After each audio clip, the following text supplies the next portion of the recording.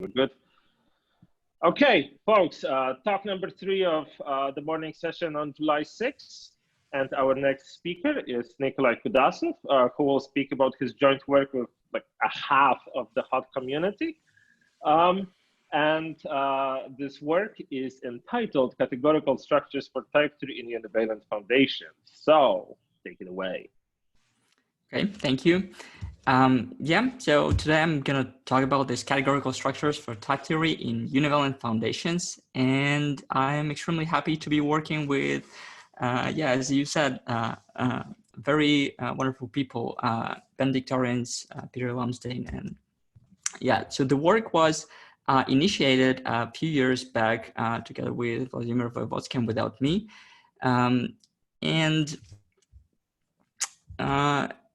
So before I talk about what the project is, let me put it in some context.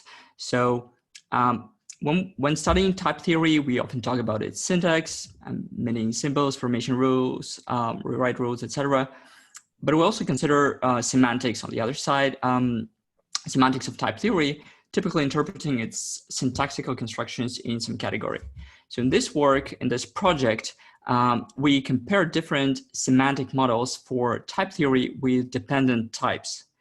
And for now, at least, we only consider structural rules. So the motivation for this project is that there exists a lot of variation of categorical structures for type theory, but it appears that there is no explicit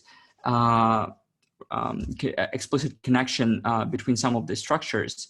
And so what we are trying to do in this project is to sort of create a map of various categorical structures for type theories with dependent types and say precisely what is the connection between those structures.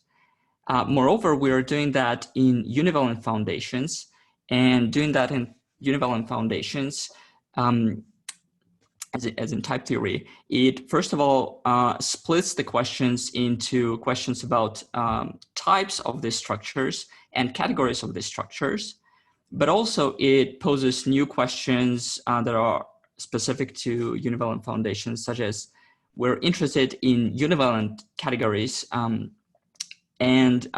we are interested in what happens when a structure over category C becomes a structure over a Rezk completion of C, so the univalent version of C. And also we're interested in the categories of these structures themselves. When exactly are they univalent, and if they even are.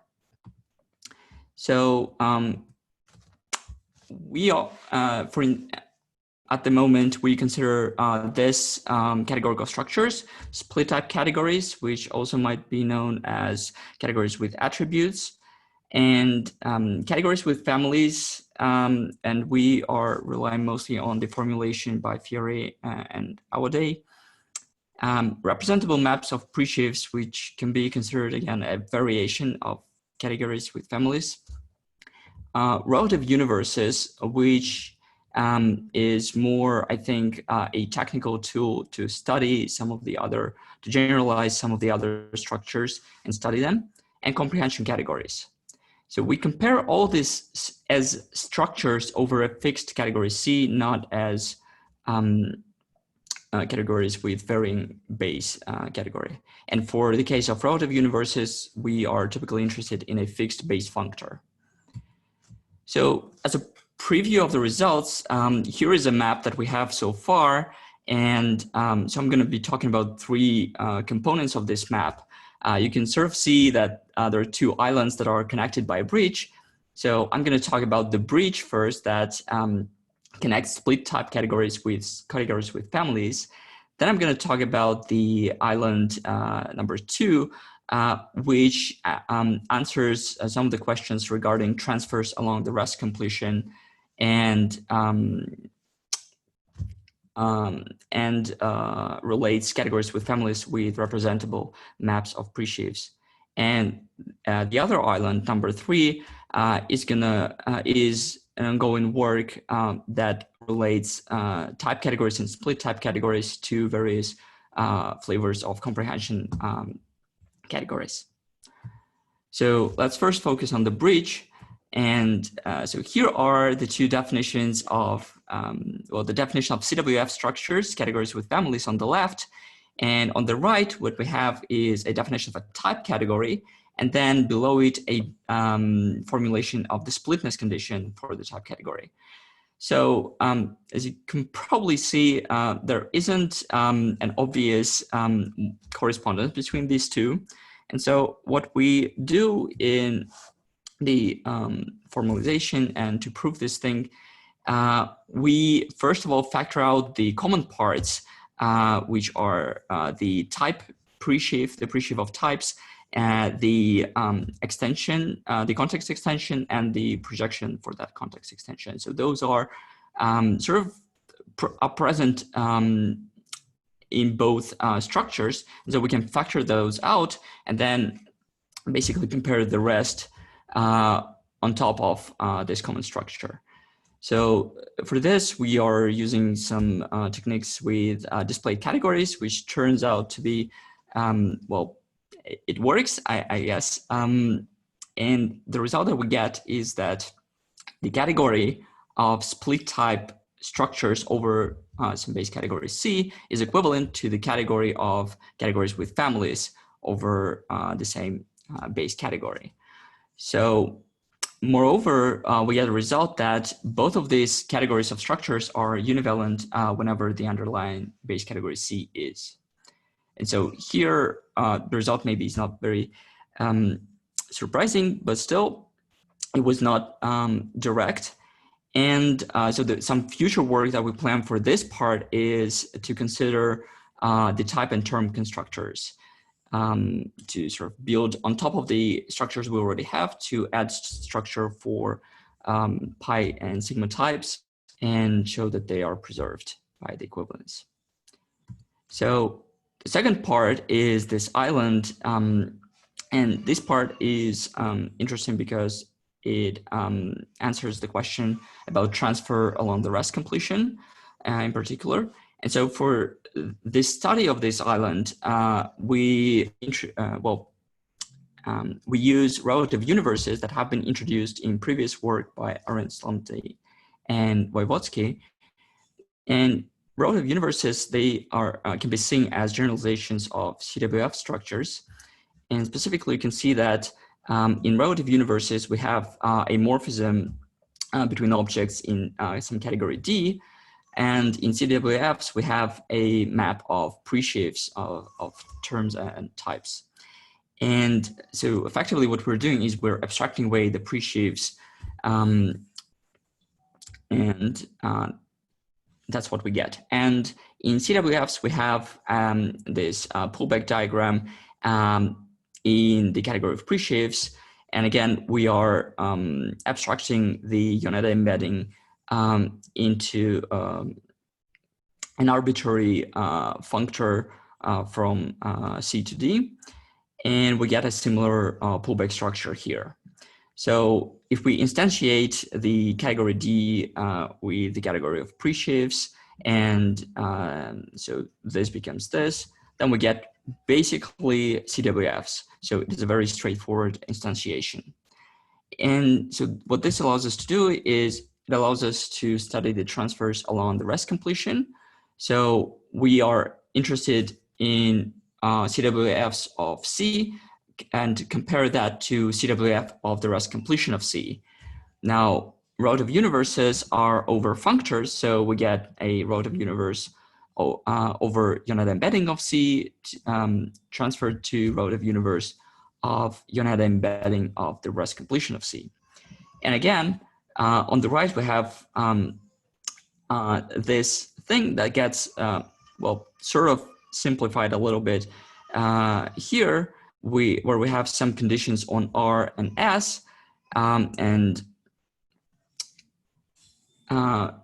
so if we have certain conditions for R and S, then we know the properties of this transfer construction. And specifically, we are able to show that for arbitrary C, this is going to be a fully faithful functor. Okay.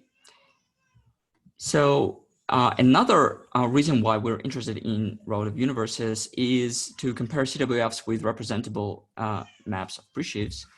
And so for that, again, we are using representable map structure, which is basically the structure of CWF as seen here, but with this pullback structure being truncated. So we do not have the exact construction. We only know that it merely exists.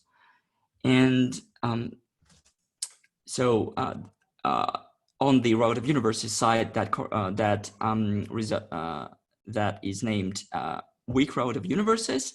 And again, we have a general result that can be instantiated to one saying that well, first of all, there is a fully faithful functor from CWFs to representable maps of presheaves as categories. But again, if the underlying category C is univalent, then we get a weak equivalence. Okay. So overall, what we get is this diagram. So as you can see, we have CWF here, CWF of the Rezk completion here, and we just use relative universes as a tool to get the fully faithful transfer. And similarly for going from CWF to representable maps of presheaves. So we have this both as types and categories.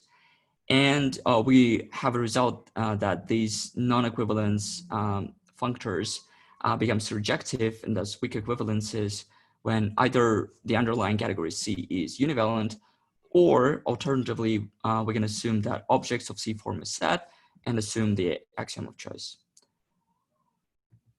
Okay, so that concludes the second part. And now I'm going to talk about the third part, the second island, which relates type categories with comprehension categories. So a comprehension category is typically given as a fibration over B and a Cartesian functor chi into the codomain category, such that this triangle strictly commutes. But for us, it was more convenient to have another definition of comprehension category in terms of displayed categories, which reads a displayed category E over C, a cleaving for E, and thus, so the first 2 points basically give us the fibration, and then a displayed functor chi to the displayed category of codomain category over the identity functor in C that preserves Cartesian arrows.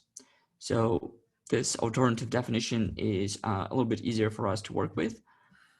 And so one thing that is relatively, that is straightforward is that given a comprehension category, we can sort of forget the morphisms over the base category in the discrete, in the fibration. And what we will get is effectively a type category that it is very easy to get a type category that way. So we get a forgetful mapping in one way, and there are sort of two ways to get back from type categories to comprehension categories. And one is, and they both have to restore somehow these morphisms that we forgot. And the two ways to do that is to either not restore them except for identities. And so that would result in a discrete comprehension category. But that actually requires the splitness in the type category to do that. Or we can get all the morphisms, just borrow them from the codomain category. I think Jacobo mentions something like that in the beginning of his talk. So these are the two ways. And again, what we're able to do is we're able to construct these for now as equivalences of types. So compared to all the previous diagrams that I've shown, this one for now is only on the level of types. And so we are working on making this equivalence to the level of categories, but this whole diagram cannot be sort of lifted to categories because one of the reasons is because type categories, for instance, do not form a category. So what we're looking forward to is to lifting this to the level of bi-categories instead. Yeah, and so another result is that a comprehension category that is associated to a type category is univalent, meaning that its displayed category E is displayedly univalent, if and only if the associated type category is separated, meaning that basically from an isomorphism of context extensions, we can get an identity on types. And so what's important here is that we are not assuming the univalence of the underlying category C, which I think is interesting. And so, yeah, so the future work is to lift this diagram into the level of bi-categories and construct appropriate injunctions. Specifically, we think that this map and this map back should form some form of injunction. So that's basically it. Here again is the summary of the results, and everything has been formalized in Coq over the Unimath library and can be found in Unimath type theory repository. Okay, so that's it. Thank you. And do you have any questions? Before you have any questions, let's thank Nikolai for this talk. Awesome. So yeah, now let's open the floor for questions. And I see that I scared speakers sufficiently to be very disciplined with time. So who would think that invoking Nazis in your opening would be scary? Anyway, questions, comments, and other things. We have plenty of time.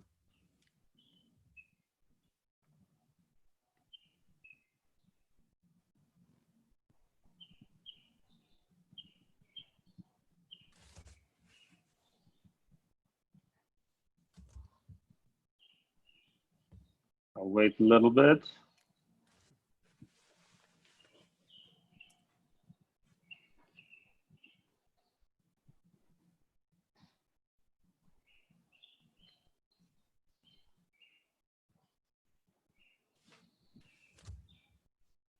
There's something maybe you said, but have you looked at, and if I missed it because I'm really dumb, then I apologize.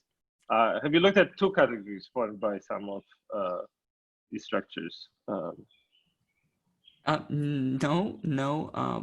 So far we only used at one categories for everything, and moreover, a lot of constructions that are equivalences here turned out to be isomorphisms of categories, and it turned out to be easier to construct those as isomorphisms. Yeah, but we did not consider two categories, at least I did not. May I add a relevant note here? Part of why we don't need to do that is because we're almost always considering these over a fixed base category C. If one wanted to let C vary as well, then one would need to move to two categories, but with C fixed, the structures on it typically form just a one category.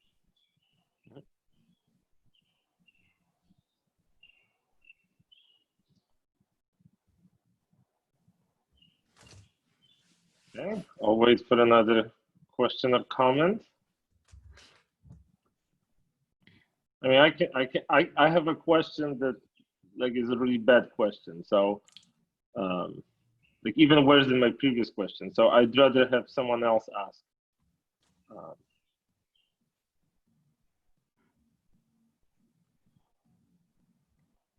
Okay, so I'll ask my question. So, okay. Univalent or univalent? Do you take a stance on the pronunciation? Yeah, I have no idea. I don't know. Yeah, English is not my first language, so I switch between I think various pronunciations for different words sometimes. Yeah, I'm sorry about that. If that causes any confusion. No. So I mean, I think that's an ongoing debate. I don't think it's maybe at the very center of hot research, but I mean, I think people in complex analysis would say univalent, but then in type 3, the word was introduced by Vojevodsky, and he definitely pronounced it as univalent. And I mean, if you introduce certain concepts, don't you get the right to choose the pronunciation? I would say Vladimir pronounced it not univalent, but univalent, with the stress on the second syllable. So in memory of Vladimir, as he was part of this project, we have been following him within this project.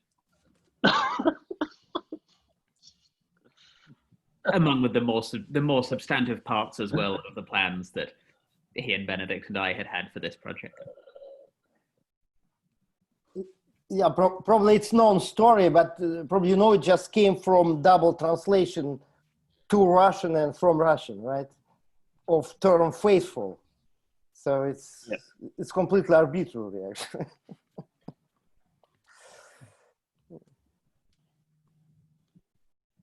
And because in complex analysis, it just means one-to-one. And so faithful is supposed to be exactly injective. So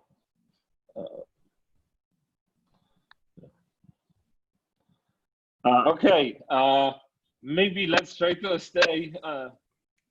Yeah, I think I'll try not to derail the Q&A anymore. So if there are questions on topic, we can also have some of those. Maybe I can ask a question. Maybe you can, yeah. Yeah, I was just I mean, of course, there are many more sort of notions of model of type theory, like, I don't know, contextual categories, and I don't know, Vojevodsky had these B and C systems.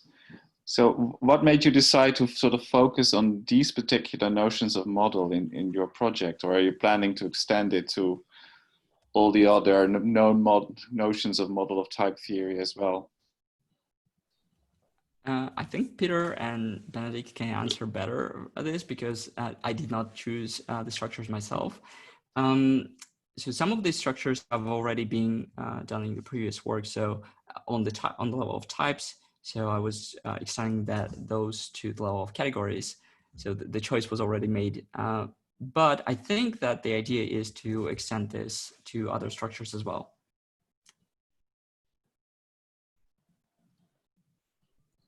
Peter or Benedict, do you want to comment? During a sort of, I mean, neither yes or no. We're not either specifically planning to try and cover everything else, but at the same time, we're not excluding interest in anything else. It would be nice to have the relationships between all of the different structures considered. A lot of them are sort of somewhat known in folklore. Nice to have them all sort of written down and formalized carefully. And then we've chosen these particular ones to start with. We might do others. We hope other people might do others, and maybe contribute to them to the same sort of, it's Unimath, it's a big formalization, anyone can contribute, it's great. There are, by the way, a lot of other definitions that have been given and compared a little bit inside the repository, which is public, so you can all see it. We're talking about the ones where the comparison has been completed and given carefully.